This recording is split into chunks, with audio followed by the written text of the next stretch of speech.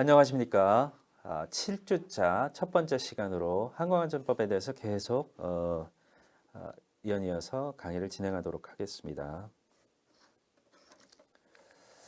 자, 이번 학습 목표는 공역과 항공교통 업무에 대한 내용을 좀 더 세부적으로 이제 이해하는 그런 학습을 하도록 하겠습니다. 자, 공역의 설정 기준에 대해서 다시 한번 살펴보면은요.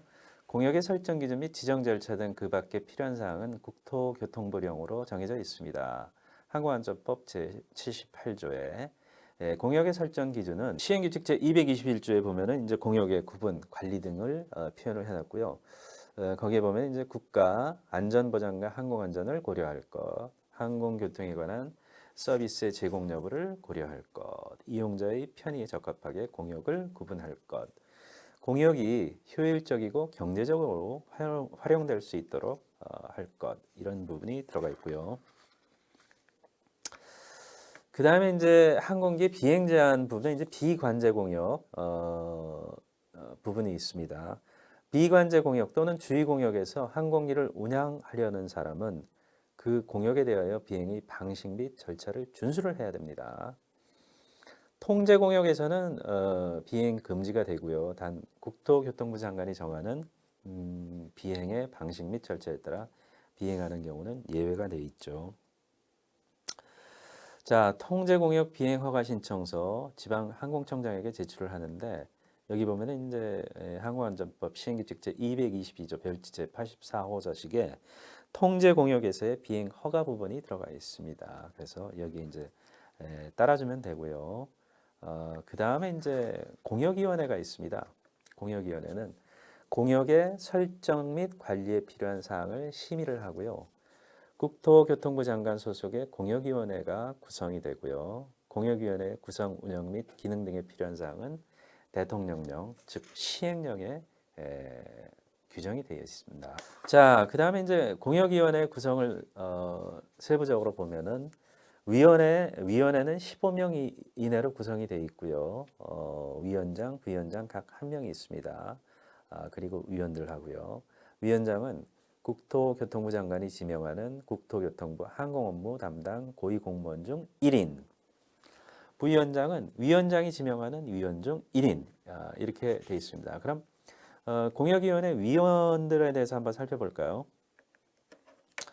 위원회 위원들은 외교부, 국방부, 산업통상자원부, 국토교통부의 3급 국가공무원 또는 고위공무원단에 속하는 일반직 공무원이나 이에 상응하는 계급의 장교 중 해당 기관의 장이 지명하는 1인.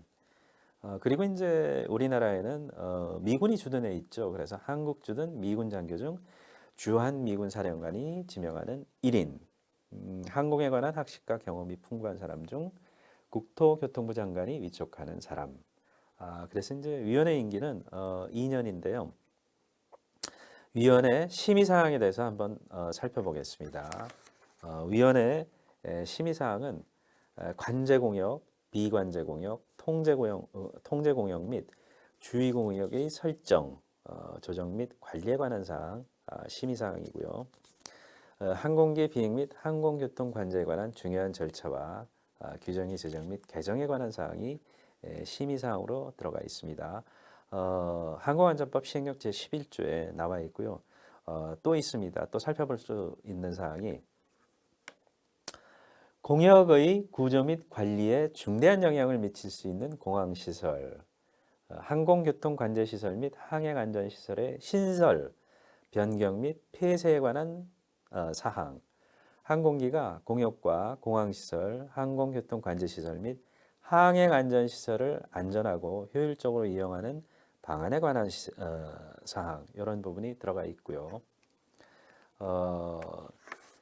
항공교통 업무의 제공에 대해서 살펴보면은 국토교통부 장관 또는 항공교통 업무 증명을 받은 자는 비행장, 공항, 관제권 또는 관제구에서 항공기 또는 경량항공기 등의 항공교통 관제 업무를 제공을 할 수가 있습니다. 비행정보구역에서 항공기 또는 경량항공기의 안전하고 효율적인 운항을 위하여 비행장, 공항 및 항행 안전 시설의 운용 상태 등 항공기 또는 경량 항공기의 운항과 관련된 조언과 정보를 조종사 또는 이제 관련 기관 등에 제공을 해줄 수가 있습니다. 또 어떤 부분을 제공하는지 또 계속 살펴보겠습니다. 비행정보구역에서의 수색, 구조를 필요로 하는 항공기 또는 경량 항공기에 관한 정보를 조종사 또는 관련 기관 등에 제공할 수가 있고요. 이러한 규정에 따라 국토교통부 장관 또는 항공교통업무증명을 받은 자가 하는 업무의 제공 영역, 대상, 내용, 절차 등에 필요한 사항은 국토교통부령으로 정해져 있습니다. 자, 그 다음에 이제 항공교통 업무의 한정을 한번 살펴보겠습니다. 항공교통관제기관에서 항공교통관제 업무를 수행하려는 사람은 국토교통부 장관이 정하는 바에 따라 그 업무에 종사할 수 있는 항공교통관제 업무의 한정을 받아야 하고요. 항공교통관제 업무 한정을 받은 사람이 해당 항공교통관제기관에서 항공교통관제 업무에 종사하지 아니한 날이 180일, 한 6개월 정도죠. 이 지날 경우에는 그 업무의 한정 효력이 정지된 것으로 간주를 한다. 이거는 무슨 뜻이냐면은 이 교통관제 업무를 지정받은 사람이 교통관제 업무에 종사하지 않은 날이 한 6개월 지났어요. 그러면은 이 교통관제를 할 수 있는 그 자격 효력 요건이 정지되는 것으로 이제 봐야 된다는 사항이죠. 자, 그 다음에 이제 국토교통부 장관 또는 항공교통 업무 증명을 받은 자로부터 항공교통 관제 업무를 제공받을 수 있는 항공기 관제 공역 전 차수 전주 이제 시간에 보면은 이제 관제 공역 나오죠. A, B, C, D 또는 E 등급 공역 내 계기 비행 방식으로 비행하는 항공기. 관제 공역 B 또는 C, D 등급 공역 내를 시계 비행 방식으로 비행하는 항공기. 특별 시계 비행 방식으로 비행하는 항공기. 관제 비행장의 주변과 이동 지역에서 비행하는 항공기. 이런 항공기들은 이제 항공교통 관제 업무를 제공받을 수 있는 항공기죠. 자, 그 다음에 이제 국토교통부 장관 또는 항공교통 업무 증명을 받은 자의 항공교통 업무 제공 영역입니다. 항공교통 관제 업무가 제공되는 비행장, 공항 및 공역 이게 제공 영역이 되고요. 비행정보구역 내 공해사항의 공역에 대한 항공교통 업무의 제공은 항공기의 효율적인 운항을 위하여 국제 민간 항공기구에서 승인한 지역별 다자간 협정, 지역 항행 협정이라 그러죠. 지역별 다자간 협정, 지역 항행 협정에 의하여 업무 제공을 할 수가 있습니다. 자, 그 다음에 이제 항공교통 업무의 주된 목적을 한번 살펴보겠습니다. 항공교통 업무의 주된 목적은 제일 먼저 중요시되는 것은 그거죠. 항공기 간의 충돌이 일어나면 안 되겠죠. 지상에서의 자동차 간의 충돌도 분명히 많이 일어나지 않습니까? 하늘에서의 항공기도 분명히 이제 충분한 간격과 고도를 유지하면서 가더라도 불특정 주변을 잘 살피지 못할 경우에는 충돌이 일어날 수 있는 가능성이 큽니다. 그래서 이제 주된 목적이 항공기 간의 충돌 방지, 기동 지역 안에서 항공기와 장애물 간의 충돌 방지. 그렇죠. 지상에서 활주로 또는 공항에서의 주기장, 이런 유도로 이런 지역 안에서의 항공기와 지상 장애물 간의 충돌 부분이 일어날 수가 있습니다. 이런 것도 방지를 해줘야 되고요. 항공교통 흐름의 질서 유지 및 촉진, 항공기 안전하고 효율적인 운항을 위하여 필요한 조언 및 정보의 제공, 수색 구조를 필요로 하는 항공기에 대한 관계기관의 정보, 이런 부분을 제공을 해줄 수가 있죠. 자, 그 다음에 이제 항공교통 관제 업무, 주된 목적에 의한 항공교통 업무의 구분을 한번 살펴보겠습니다. 항공교통 관제 업무, 항공기 간의 충돌 방지, 기동 지역 안에서 항공기와 장애물 간의 충돌 방지, 항공교통 흐름의 질서 유지, 촉진을 위한 업무. 그 다음에 비행정보구역 안에서 비행하는 항공기의 안전하고 효율적인 운항을 위하여 필요한 정보도 제공하고 또 조언도 해주는 그런 업무가 있죠. 그 다음에 경보 업무, 수색 구조를 필요로 하는 항공기에 대한 관계기관의 정보 및 협조를 제공하는 업무 등이 있고요. 또 주된 목적에 의한 항공교통 업무의 구분을 살펴보면요. 접근 관제 업무, 관제 공역 안에서 이륙이나 착륙으로 연결되는 관제 비행을 하는 항공기에 제공하는 항공교통 관제 업무. 비행장 관제 업무, 비행장 안에 기동 지역 및 비행장 주위에서 비행하는 항공기에 제공하는 항공교통 관제 업무. 접근 관제 업무 외에 항공교통 관제 업무가 들어가죠. 이동 지역, 지상, 활주로 또는 주기장, 계류장 내에서 이동 지역 내 계류장에서 항공기에 대한 지상 유도를 담당하는 계류장 관제 업무를 통칭해서 포함을 하고 있습니다. 자, 다음에 주된 목적에 의한 항공교통 업무의 구분을 살펴보면 지역 관제 업무, 관제 공역 안에서 관제 비행을 하는 항공기에 제공하는 항공교통 관제 업무로서 접근 관제 업무 및 비행장 관제 업무 외에 항공교통 관제 업무가 들어갈 수 있고요. 그 다음에 이제 비행정보기관은 비행정보구역 안에 비행정보 업무 및 경보 업무를 제공하는 기관이고요. 항공교통 관제기관은 관제구, 관제권 및 관제비행장에서 항공교통 관제 업무, 비행정보 업무 또는 경보 업무를 제공하는 기관이 되겠습니다. 자, 항공교통 관제기관의 항공교통 관제 수행 업무를 살펴보면요. 항공기의 이동 예정 정보, 실제 이동 상황, 이런 정보 등을 접수 또는 이제 접수한 정보에 따른 각각의 항공기의 위치를 확인을 해줘야 되고 관제하고 있는 항공기간의 충돌 방지, 항공교통 흐름의 촉진 질서 유지를 위한 허가와 정보 제공. 그렇죠. 전반적으로 공항 주변에 있는 항공기간에 자 순서를 정해주고 내려오고 또 지상에 있는 항공기간에 순서를 정해주고 이륙을 할 수 있도록 그런 질서 유지죠. 항공교통 질서 유지. 관제하고 있는 항공기와 다른 항공교통관제기관이 관제하고 있는 항공기관에 충돌이 예상되는 경우 또 다른 항공교통관제기관으로부터 항공기의 관제를 이양하기 전에 그 기관에 필요한 관제 허가에 대한 협조도 제공을 하는 것입니다. 자, 항공교통관제 업무를 수행하는 자는 항공기관의 적절한 분리, 항공기관에 적절하게 분리를 시켜야지 부딪히지 않고 안전하게 원하는 각자의 목적지로 갈 수가 있겠죠. 효율적인 항공교통 흐름의 유지를 위하여 관제하는 항공기에 대한 지시사항과 그 항공기 이동에 관한 정보를 기록을 해줘야 됩니다. 자, 그 다음에 이제 항공교통 관제기관은 다음 사항에 따른 항공기관의 분리가 유지될 수 있도록 허가를 하여야 하는데요. 공역 등급 A 또는 B 등급 우측에 이제 우리 전차 수업에 배웠던 공역 구분에 대해서 이제 사진을 하나 붙여놨는데요. A 또는 B 등급. A는 맨 상단에 2만에서 6만 피트 상공이죠. B 등급은 아래 보면은 이제 그 큰 서클 3개가 둘러쳐져 있는 거죠. R형 형태로 그런 A 등급, A 또는 B 등급 공역에서의 비행 항공기. C 또 D, C 또는 D. C는 그 옆에 있는 조그만 서클 있는 부분하고 D는 그 위쪽 공역이죠. 또는 2등급 공역, 저쪽 우측에 연두색으로 되어 있는 그런 공역 내에서 계기 비행 방식 비행하는 항공기.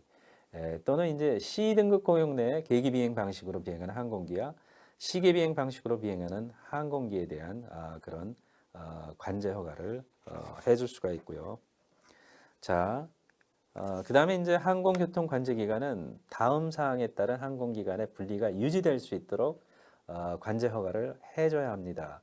관제권 안에서 특별 시계 비행 방식으로 비행하는 항공기와 계기 비행 방식으로 비행하는 항공기관의 관제 허가, 관제권 안에 특별 시계 비행 방식으로 비행하는 항공기 이런 부분에 대한 관제 허가 필요하죠. 다음에 항공교통 관제기관이 항공기관의 분리를 위한 관제를 하는 경우에는 수직적 수직적, 그리고 종적, 그리고 또 횡적의 혼합 분리 방법으로 관제를 하는데요. 이 경우 혼합 분리 방법으로 관제 업무를 수행하는 경우 지역 항행 협정에 따를 수가 있고 항공교통 관제 업무의 내용, 방법, 절차 및 항공기간 분리 최저치 등에 관하여 필요한 세부 사항은 장관이 정하여 고시를 할 수가 있습니다. 그렇습니다. 관제를 하기 위해서는 항공기의 고도에 대한 부분도 지정을 해주고 그 다음에 옆으로 떨어져 있는 부분 그리고 앞으로 비행기와의 거리 이런 여러 가지 이제 혼합 분리 방법으로 이 관제를 해줘야지 이 항공기들이 안정적으로 이륙을 하거나 착륙을 하거나 원하는 목적지로 항행을 할 수가 있는 거죠. 자, 항공기에 대한 관제 책임입니다. 국토교통부 장관 또는 항공교통 업무 증명을 받은 자가 국토교통부령으로 정해놓은 항공교통 업무 절차에 따라 관제를 받은 항공기는 항상 하나의 항공교통 관제기관에 관제를 제공을 하고요. 관련되는 다른 항공교통 관제기관과 거기 받침이 빠졌네요. 관제기관과 관제 책임에 관하여 다른 합의가 있는 경우를 제외하고는 관제 공역 내에서 비행하는 모든 항공기에 대한 관제 책임은 그 관제 공역을 관할하는 항공교통 관제기관에 있습니다. 자, 항공교통 업무기관과 항공기 소유자 등 간의 협의, 항공안전법 시행규칙 제232조에 보면은요, 항공교통 관제 업무, 항공교통 업무기관은 항공교통 업무 절차에 따라 국제 민간 항공협약 부속서 제6에서 6조에서 정한 부속서 6에서 정한 항공기 소유자 등의 준수사항 등을 고려해서 업무를 수행해야 됩니다. 자, 어떻게? 자, 항공교통 업무기관은 다른 항공교통 업무기관이나 항공기 소유자 등으로부터 받은 위치 보고를 포함한 항공기 안전운행에 관한 정보를 항공기 소유자 등이 요구하는 경우 항공기 소유자 등과 협의하여 해당 정보를 신속하게 제공을 해줘야 됩니다. 항공기 제공되는 비행 정보는 중요 기상 정보 및 밑에 적어도 항공기에 대한 기상 정보, 그 다음에 화산 활동, 화산 폭발, 화산재에 관한 정보. 아마 몇 년 전에 저쪽 이제 그 그린란드나 있죠. 이게 화산이 폭발을 하면서 화산재가 이 지구상의 상공을 많이 덮으면서 이 항공기가 착륙을 할 수가 없는 상황이고 비행을 할 수 없는 그런 상황까지 갔었죠. 그런 부분에 대한 예로서 이제 그런 정보 또는 방사능 물질, 독성 화학 물질의 대기 중 유포에 관한 사항, 항행 안전 시설의 운영 변경에 관한 정보, 이동 제형 내 눈 결빙 침수에 관한 정보, 비행장 시설의 변경에 관한 정보 이런 정보를 다 제공을 해줘야 되고요. 자, 항공교통 업무기관에서 항공기에 제공하는 비행정보, 무인자유기구에 대한 정보. 항행을 하고 있는데 주변에 무인자유기구가 있다. 이런 부분. 그 다음에 비행 경로 주변에 교통정보 및 기상상태에 관한 거. 시계 비행 방식으로 비행 중인 항공기가 시계 비행 방식의 비행을 유지할 수 없을 경우 주변에 여러 가지 정보를 제공을 해줘야 되죠. 출발, 목적, 교체 비행장의 기상상태 또는 그 예보에 관한 거. 항공교통 업무기관에서 항공기에 제공하는 비행정보 중에는 공역 등급 C, D, E, F, G 공역 내에서 우측에 이제 이 그림을 보여드렸습니다. 거기 보면은 C, D, E, F는 우리나라 공역이 없기 때문에 빠져 있지만 G까지 표현이 되어 있죠. 이 공역 내에서 비행하는 항공기에 대한 충돌 위험, 수면을 향해 항해 중인 선박의 호출보, 위치, 진행 방향, 속도 등에 관한 정보, 정보 입수가 가능한 경우에만 제공을 해줄 수가 있죠. 그 밖에 항공 안전에 영향을 미치는 사항에 대해서는 전부 제공을 해줄 수가 있습니다. 자, 그 다음에 항공교통 업무기관은 특별 항공 기상 보고를 접수한 경우에는 이를 다른 관련 항공기, 기상대 및 다른 항공교통 업무기관에 가능한 신속하게 전파를 해줘야 됩니다. 이 규칙에서 정한 것 외에 항공교통 업무기관에서 제공하는 비행정보 및 비행정보의 제공 방법, 제공 절차 등에 관하여 필요한 사항은 국토교통부 장관이 고시를 하도록 되어 있습니다. 자, 국토교통부 장관 외의자가 항공교통 업무를 제공하려는 경우 국토교통부령으로 정하는 바에 따라 항공교통 업무를 제공할 수 있는 체계를 갖춰 국토교통부 장관의 항공교통 업무 증명을 받아야 됩니다. 장관은 항공교통 업무 증명에 필요한 인력, 시설, 장비, 항공교통 업무 규정에 관한 요건 및 항공교통 업무 증명 절차 등을 정하여 고시를 할 수가 있습니다. 또 장관은 항공교통 업무 증명을 할 때 항공교통 업무 증명 기준에 적합한지 검사를 하고 적합하다고 인정되면 이제 증명서를 발급을 해줄 수가 있죠. 그 다음에 항공교통 업무 증명을 받은 자가 항공교통 업무 증명을 받았을 때 이 교통 업무 제공 체계를 유지를 해야 되고 항공교통 업무 증명 기준을 철저히 준수를 해야 되는 거죠. 자, 그 다음에 이 증명을 받은 자는 항공교통 업무 제공 체계를 변경하라는 경우 장관에게 신고를 해야 됩니다. 장관은 항공교통 업무의 증명 기준이 변경되어 항공교통 업무 증명을 받은 자의 항공교통 업무 제공 체계가 변경된 이 증명 기준에 적합하지 아니하게 된 경우 변경된 항공교통 업무 증명 기준을 따르도록 명할 수가 있습니다.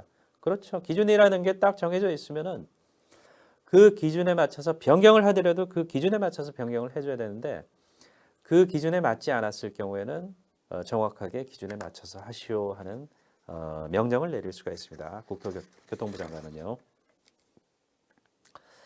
자, 장관은 제가 말하는 장관은 국토교통부 장관입니다.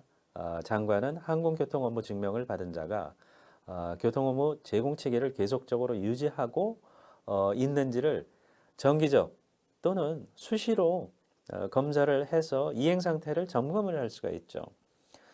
장관은 정기 또는 수시 검사 결과 항공교통 안전에 위험을 초래할 수 있는 사항이 발견되었을 때는 국토교통부령에 정하는 바에 따라 즉시 시정 조치를 내릴 수가 있습니다. 자, 국토교통부 장관은 항공기의 운항의 안전성, 정규성 및 효율성을 확보하기 위해서 필요한 항공 정보를 이 비행정보구역 FIR이죠. Flight Information Region입니다. 비행정보구역에서 비행하는 사람들에게 제공을 해줄 수가 있습니다.